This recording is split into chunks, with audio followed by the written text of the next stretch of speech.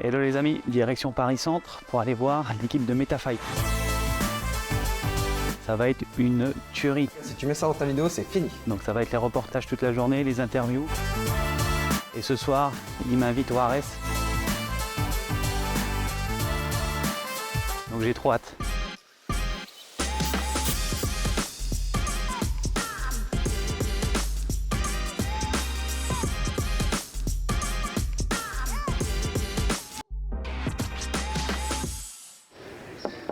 Bienvenue chez MetaFight. Salut Thomas.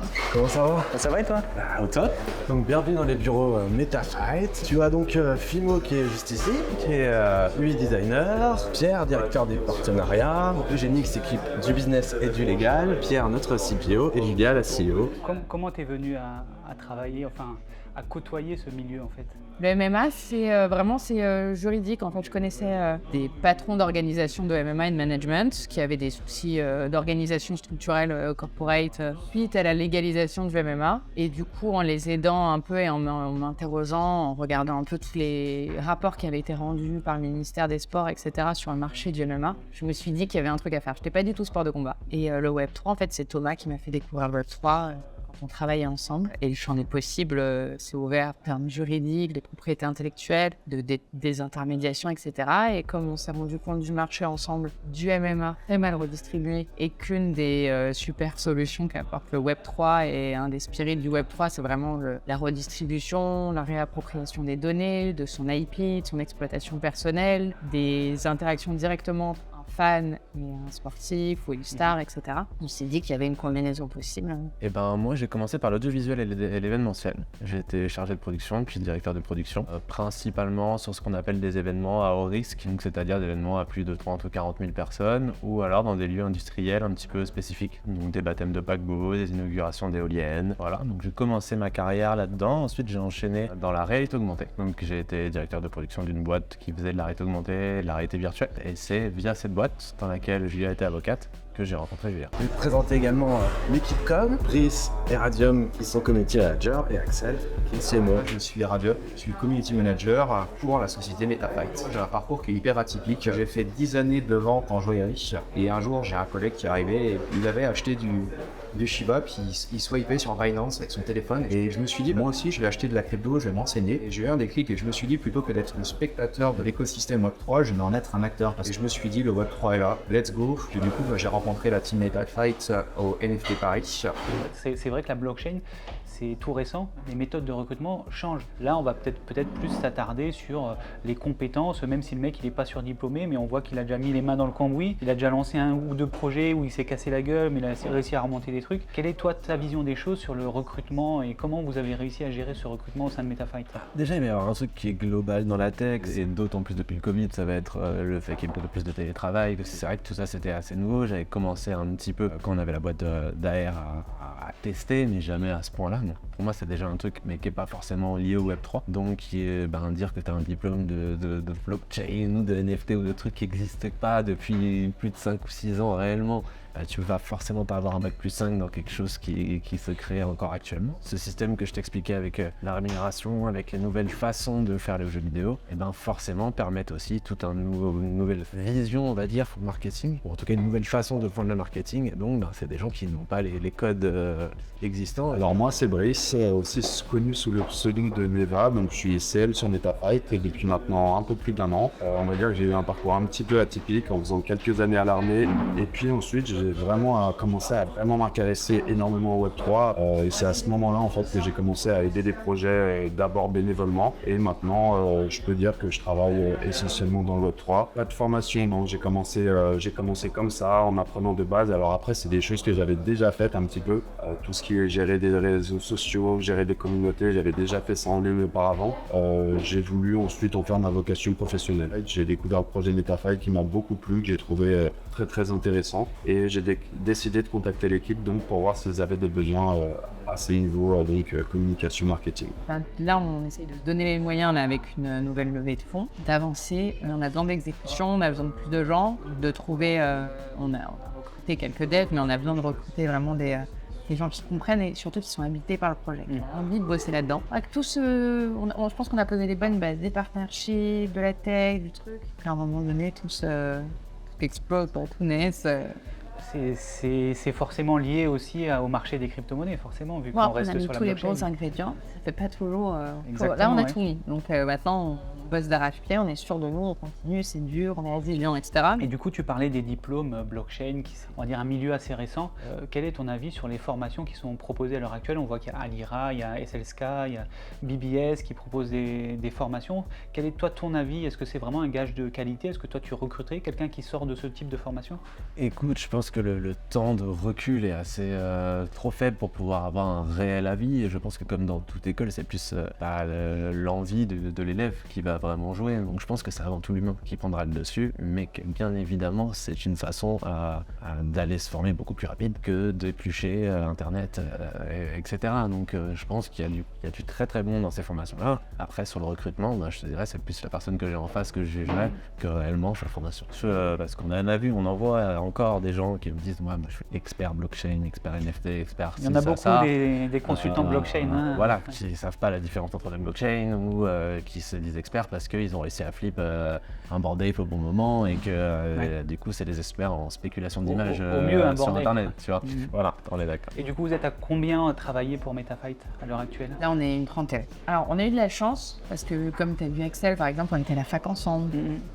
Thomas, en fait, Thibaut, Pierre étaient en coloc, amis d'amis, tous devs, ingénieurs, etc. Et en fait, ils ont eu envie de travailler ensemble, ils ont envie de donner un sens aussi à leur travail, ils s'embêtaient dans des grosses boîtes. En fait, c'est vraiment ce truc d'être accrochés. Eux, ils sont accrochés par un projet qui les stimule, même s'ils n'étaient pas dans le MMA, qu'ils étaient plutôt gamers, ils se mettent à aimer le MMA. S'ils étaient dans le MMA, ils se mettent à aimer le gaming. Donc on peut dire que MetaFight, c'est plus qu'une entreprise, c'est une grande famille en fait. Ah ouais, vraiment, là, c'est génial. On a une team qui est incroyable, aussi bien en termes de compétences. Moi, je suis un spécialiste du marketing, plus particulièrement sur 3 domaines de spécialité. C'est l'acquisition, l'engagement et la loyauté. Et en particulier, tout ce qui est data marketing, donc l'utilisation de la donnée pour faire des actions marketing. Moi, je travaille depuis le début de l'aventure à MetaFight sur le projet. Je m'occupe principalement de la partie commerciale et de partenariat, on va dire, d'aller chercher l'écosystème un peu MMA, de leur faire connaître les activités MetaFight, la marque, et voir comment on peut travailler ensemble selon les profils. Donc ça va être avec les combattants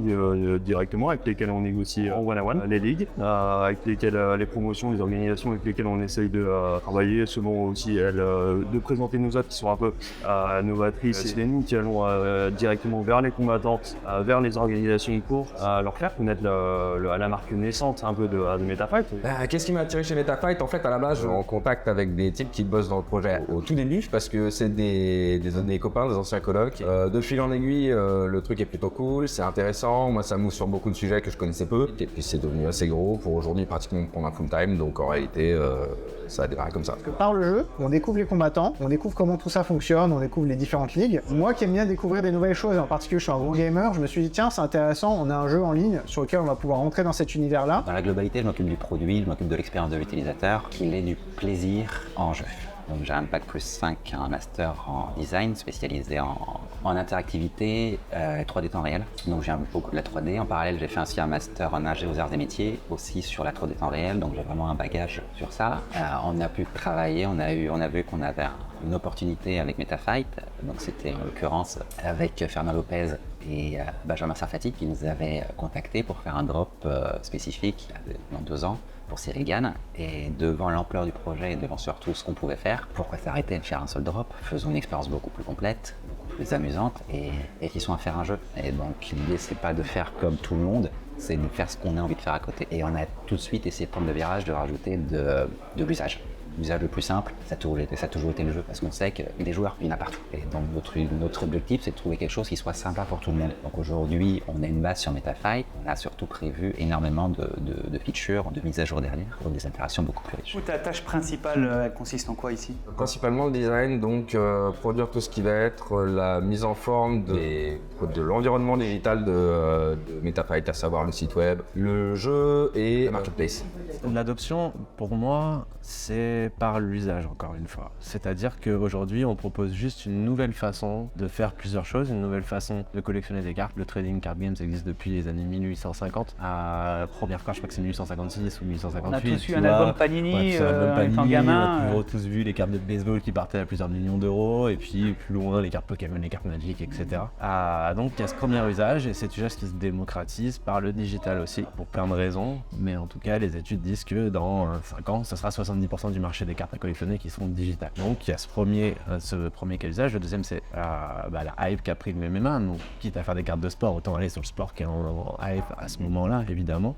Et puis, il y avait le cas de la rémunération qui est extrêmement inégale dans le milieu du MMA, et de ce nouveau modèle qui est, au mieux de vendre des skins à mes utilisateurs et prendre un fonds d'argent sur eux, je vais partager cet argent avec déjà les licences, donc les fighters qui vont être sur les cartes, et non pas en leur disant je te donne 1000 € et je mets ton image quelque part et je verrai bien combien je m'en fais. Non, c'est du pourcentage. Donc à chaque fois que quelqu'un achète une carte, premier marché, second marché, sur MetaFight, les fighters sont rémunérés. Et puis à un côté aussi où je rémunère mes utilisateurs. Du coup, moi c'est Eugénie, je travaille en tant que juriste de MetaFight. Et en fait, je connaissais Julia de mon stage final. Elle m'a dit qu'elle avait besoin d'aide juridique parce qu'elle avait plus du tout le temps en fait pour s'occuper de ça, parce qu'elle avait tous les levées de fonds, s'occuper de toutes les négos avec les partenaires. Et du coup, j'avais quand même quelques notions, tout ce qui était tech et tout. En fait, moi, je permets de formaliser tout ce que l'équipe commerce, ou enfin toutes les négos qu'on est en train de faire avec les partenaires, les fighters, les ligues. Est-ce que tu peux nous présenter un petit peu ton parcours perso avant de rentrer dans le Web3 ? J'étais du coup avocate en IP-IT, propriété intellectuelle et industrielle. J'ai travaillé avec des clients dans la blockchain et les nouvelles technologies, et j'ai travaillé aussi avec des organisations de MMA, avec la légalisation du MMA en France. J'ai un intérêt pour les sports de combat, j'aime bien ça, notamment le MMA parce qu'en fait à la base quand je rentre sur le projet, je suis même pas sûr que ce soit encore légal en France, donc c'est vraiment le point de départ du départ. Que MetaFight c'est aussi une, comme tu disais tout à l'heure en fait, aventure Web3 certes, mais aventure humaine à la base. J'aime les sports de combat, j'en ai fait plus jeune. Après, une journée type, ça va être de checker la ligne éditoriale, de voir un petit peu ce qu'on va push au jour le jour.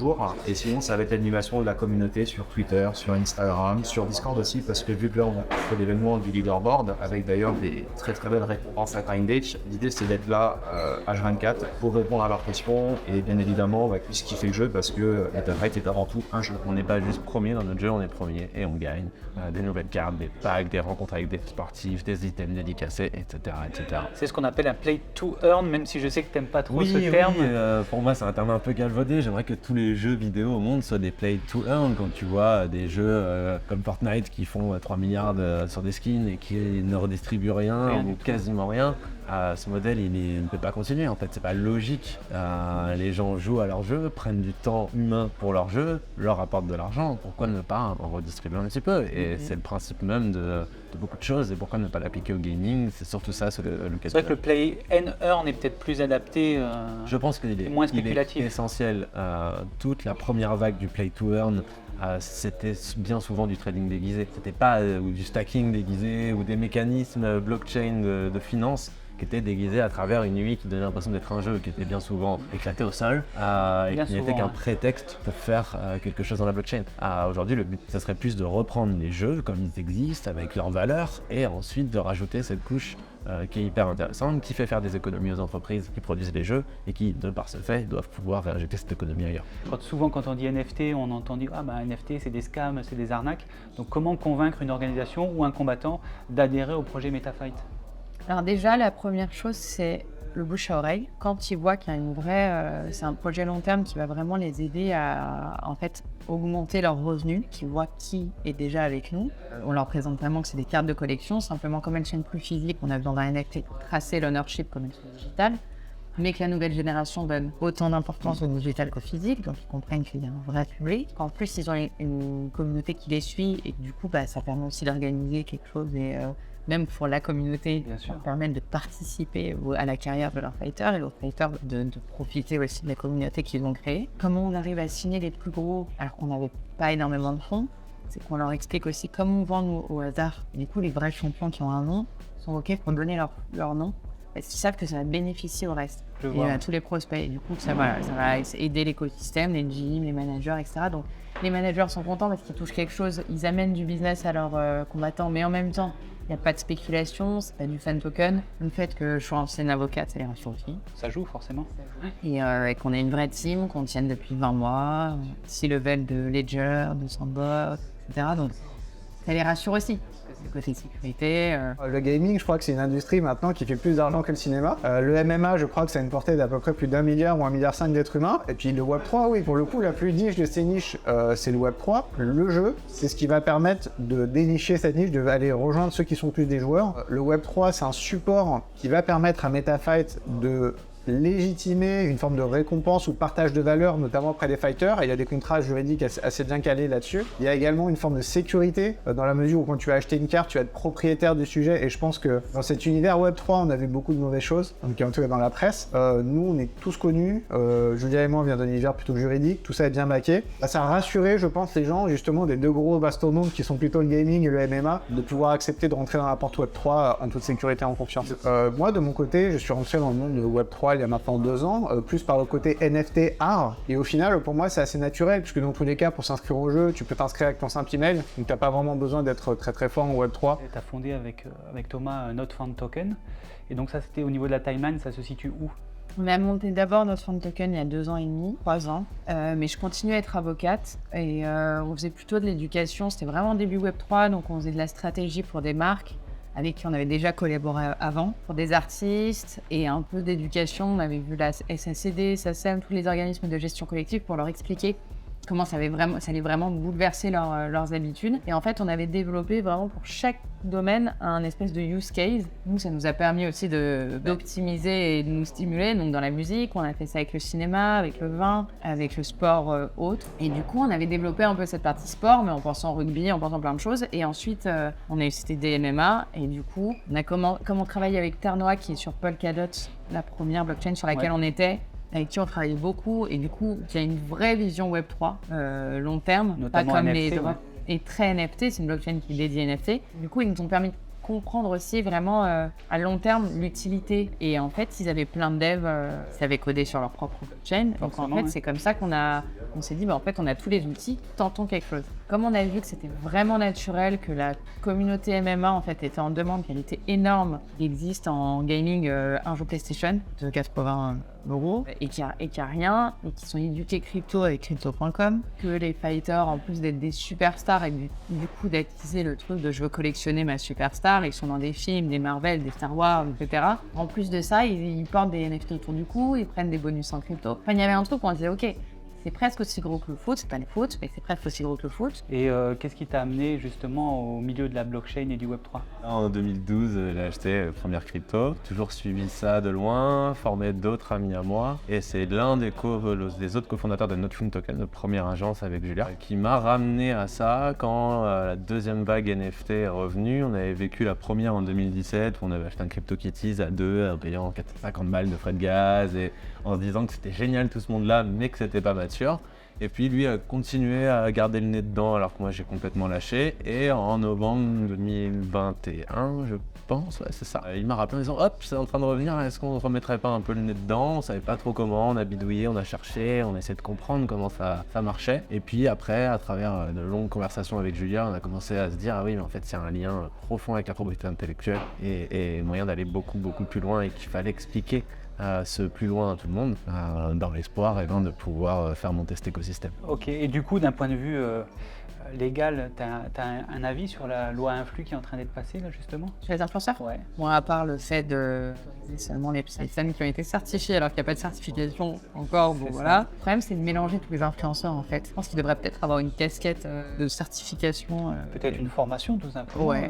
d'influenceurs. C'est ça, et pour essayer de catégoriser ceux qui ont un vrai, déjà qui respectent les règles, et avec peut-être plus En gros, s'il y a un problème sur l'influenceur, on se donne la possibilité avec la loi de l'interdire d'exercer ou de couper ses vidéos, etc. Mais Et après, donc pourquoi le monde des NFT plus particulièrement? Ça a été vraiment sur le cas d'usage en fait de ce que ça représentait, les possibilités de ce que ça représentait, qui m'a convaincu assez facilement, comme les crypto-monnaies m'ont convaincu quand je les ai découvertes.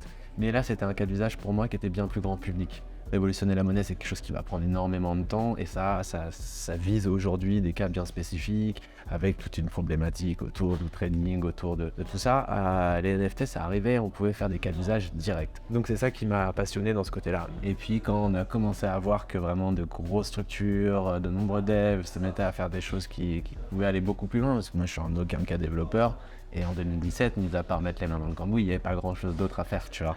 Et là, en fait, ce qui m'a reséduit là-dedans, en passant par les NFT, c'est cette hype qui est arrivée dessus, qui nous a permis de faire de la blockchain et de trouver des cas d'usage grâce à cette technologie. Parce que toi, pour promouvoir MetaFight, à un moment donné, si tu peux pas non plus faire appel à des influenceurs, c'est plus compliqué aussi de promouvoir un produit ou quelque chose. alors nous, on a un peu le problème, c'est que c'est pas de la crypto. Tu vois, on veut vraiment se présenter comme un jeu.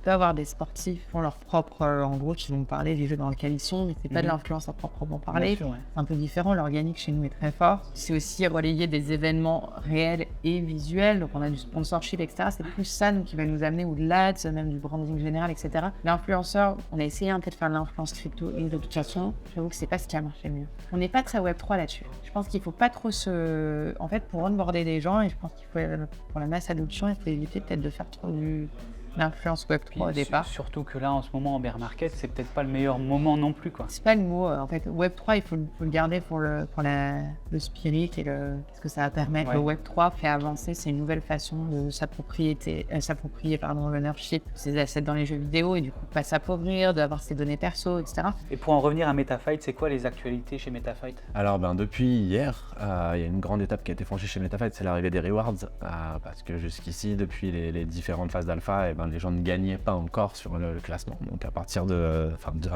depuis hier, un classement a lieu pour 1 mois et 2100 places dans ce classement seront récompensées avec des rewards qui vont de quelques cartes starters ou quelques packs starters qui sont les cartes de base que tu as dans notre jeu, jusqu'à le pack légendaire qui est le pack le plus poussé et de l'argent en Ether. Et qu'est-ce qu'on peut souhaiter pour la suite, pour MetaFight? Eh ben écoute, beaucoup plus d'utilisateurs, beaucoup plus de fighters, de ligues, d'entraîneurs, et puis qu'on partage tous ensemble cette réussite parce qu'on y aura tous contribué. Bah, merci Julia. Merci beaucoup.